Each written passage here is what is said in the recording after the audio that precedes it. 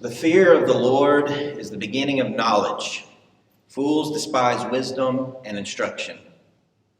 All Scripture is breathed out by God and profitable for teaching, for reproof, for correction, and for training in righteousness. An intelligent heart acquires knowledge, and the ear of the wise seeks knowledge. Do your best to present yourself to God as one approved, a worker who has no need to be ashamed, rightly handling the word of truth. You shall teach them to your children, talking of them when you are sitting in your house, and when you are walking by the way, and when you lie down, and when you rise. Keep hold of instruction. Do not let go. Guard her, for she is your life. Give instruction to a wise man, and he will be still wiser. Teach a righteous man, and he will increase in learning.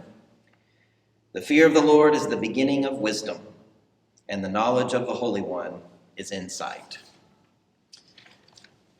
What would you say is a common element or theme in all of those scripture passages?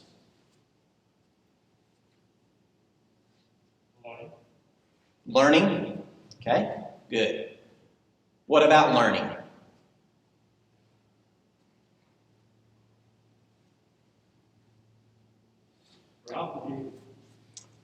It's an obligation. Good. Learning is for everyone.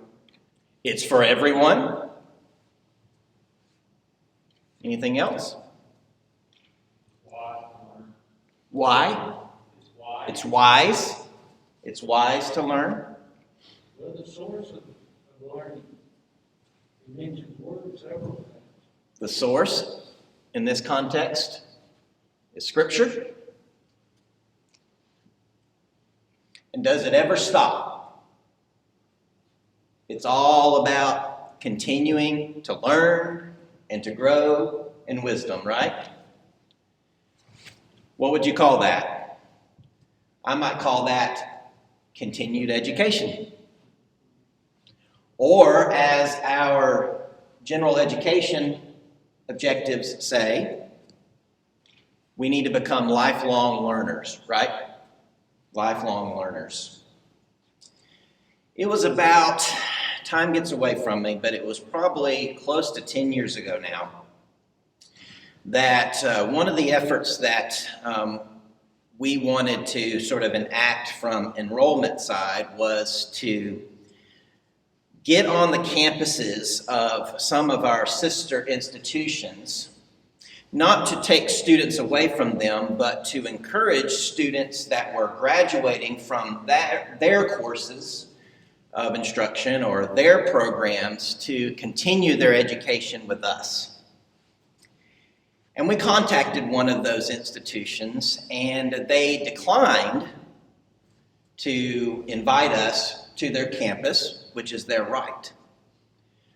But the reason that they gave for declining concerned me, and it was this. If we allow you on our campus to talk about your programs, then it will imply to our students that we don't cover everything that they need to learn here. And we believe that they learn everything they need to learn here.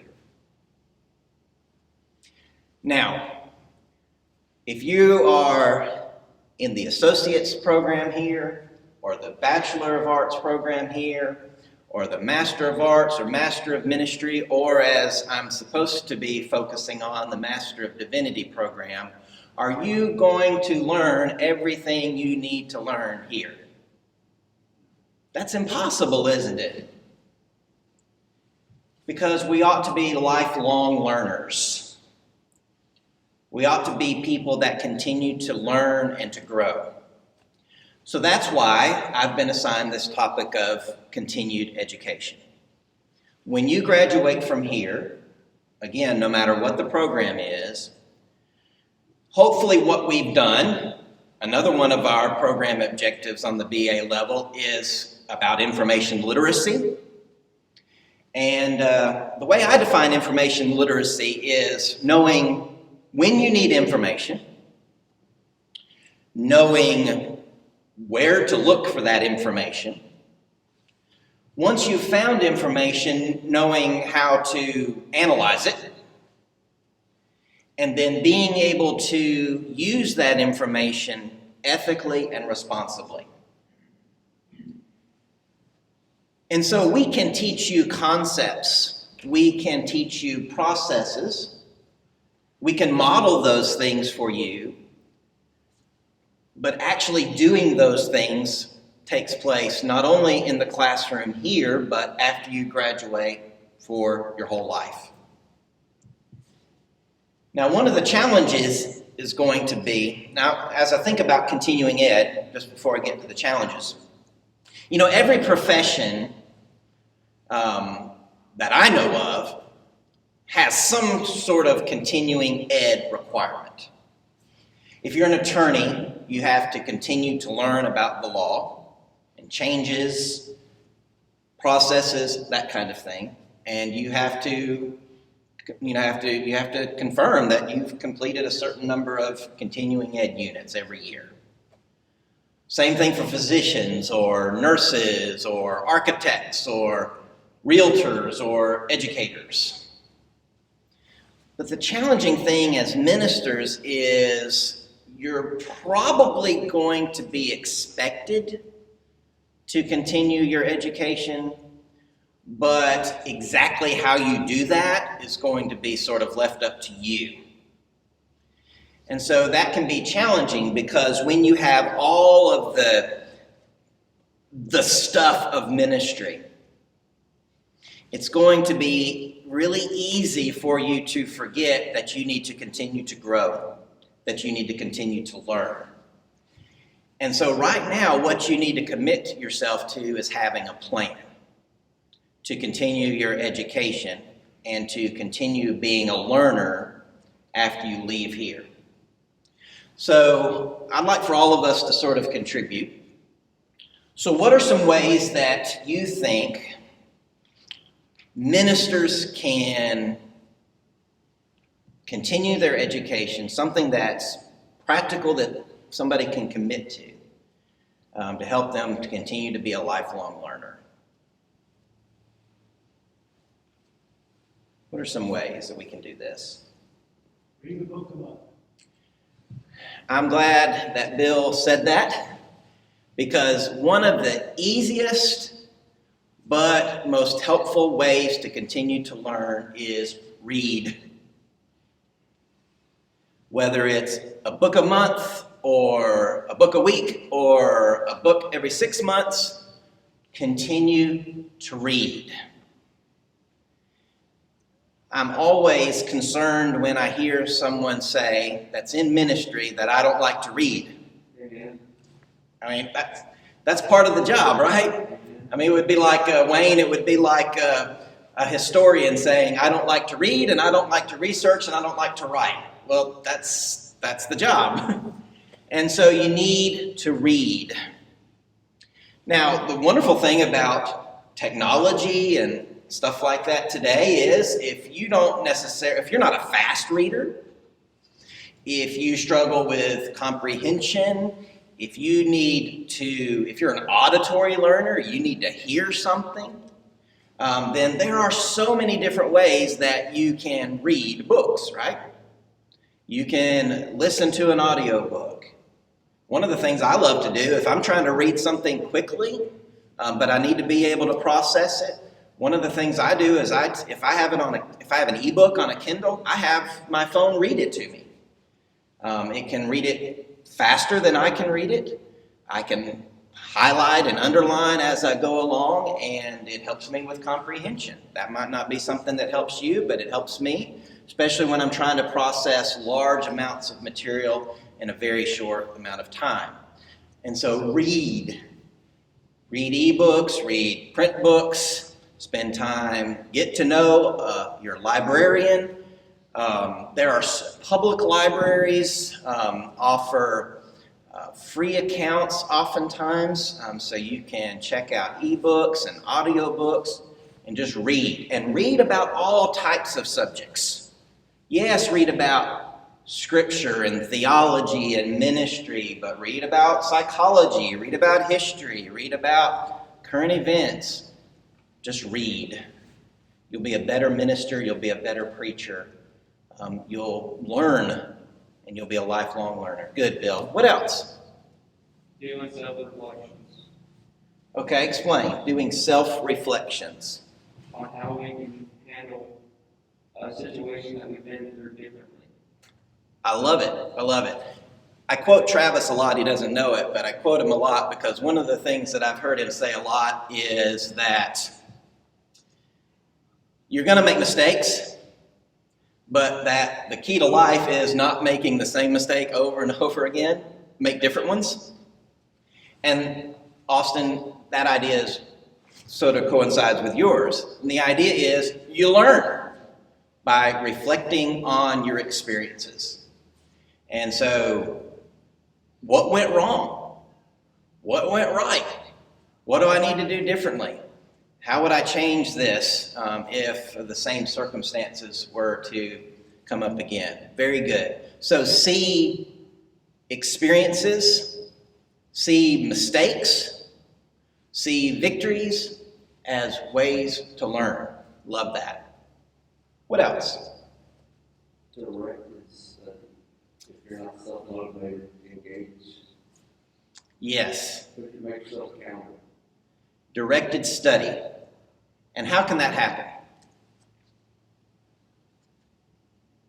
You can enroll in a course, right? You can enroll in a degree program, because most of us we're not gonna, Jim, have you written a 25-page research paper lately? No? Okay. All right. Most of us don't read and write at the level that's required in courses if we're not forced to. And so directed study can sort of force us to read and write and grow at a different level. Are there other ways to do this without enrolling in a course at a university for credit? Again, one of the things I love about technology is it opens up the world to us, doesn't it? And although the pandemic has been very negative and had harmful effects, one of the things that we've seen is this growth of using technology like Zoom. And so, for instance, and just to get ahead of ourselves a little bit, but Friday, we're doing a youth ministry seminar, right, on Zoom. And so we can't necessarily all be together for these kind of things, but we have technology available to us.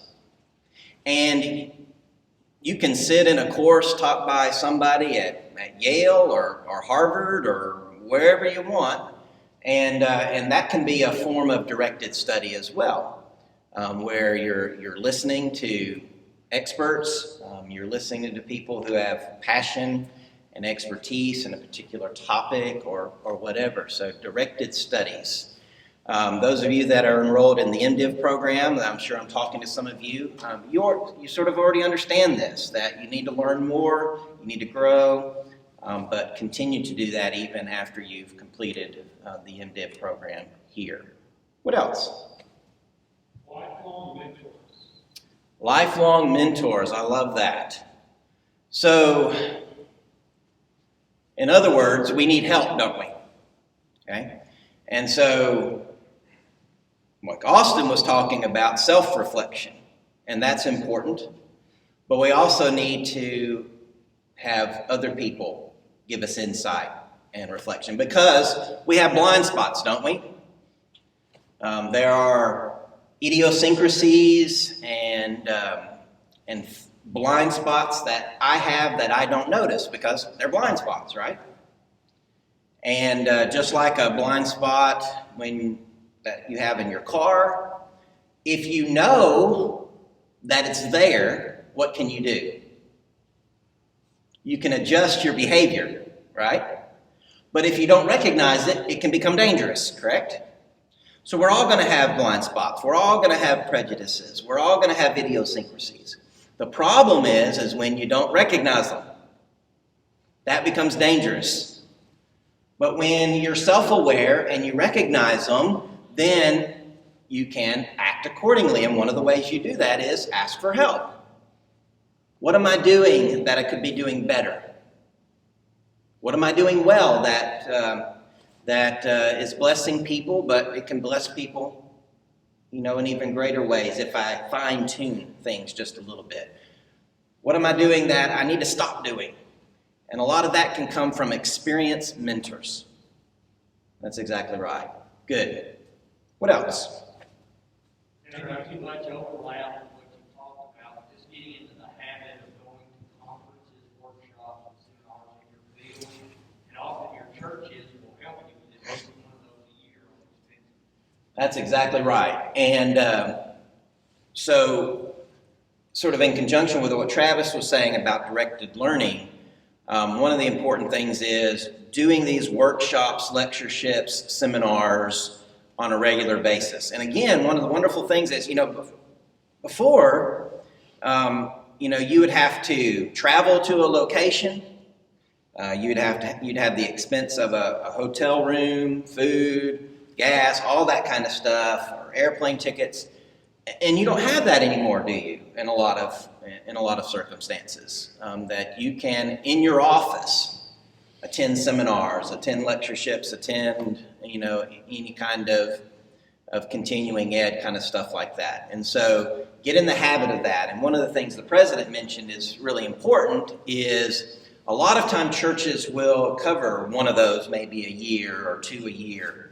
But one of the things that's very important, and if you're not in your full-time ministry, first full-time ministry position yet, one of the things you want to remember is you need to sort of verbalize that and work on that at the very beginning.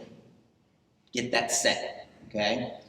And the congregation, I think, will typically value the notion that you want to improve. And so you can, if they have the resources available, some churches don't have the resources available, but if they have the resources available and they can cover tuition for you to take a course, or they can cover your expenses to attend a retreat or a seminar or something like that, negotiate that on the front end and express to them that it can not only benefit you personally, but it will benefit the congregation. As you grow and learn, you can share what you're learning, and your growth will be a positive impact on the congregation. Very good.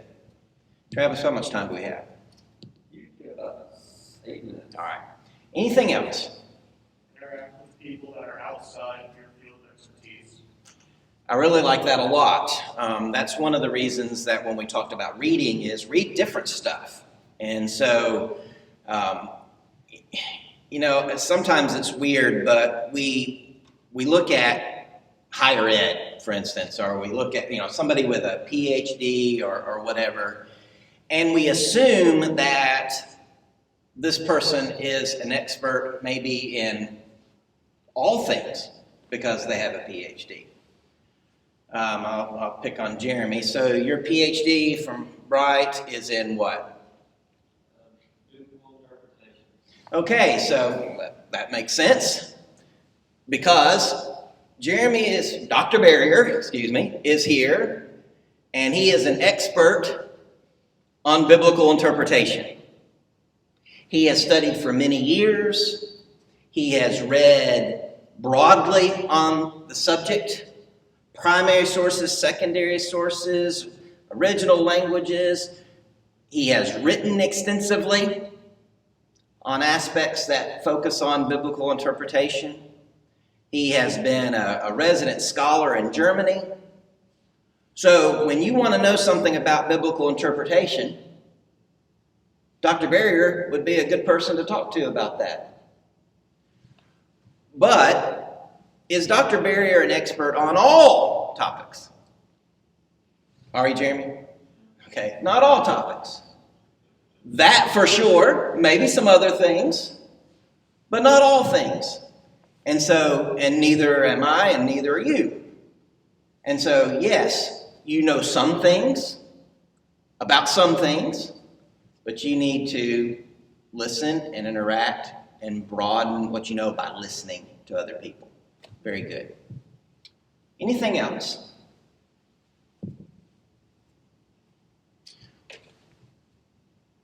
One of the things that, as I close, one of the things that, again, I love about technology is the ability to learn just about anything. And one of the websites I was looking at and sort of prepped for this topic was a website called Bible Mesh. And I just loved it because it had like all these different, it was a consortium of different theological schools, and they'd all sort of put content on here. And I think some of it's probably free, but some of it's, there's a nominal fee. But you can learn, you can learn Latin. You can refresh your Greek. You can refresh your Hebrew. You can do certificates in, missions and in ministry and in all these different Bible geography and all these different things right there in front of your computer in your office. And so as you graduate, as you begin your ministry, look for those technologies, look for those opportunities, because they're going to continue to grow. And schools, institutions like ourselves, we're going to be looking for opportunities to help people with continued education. We're going to continue to do that.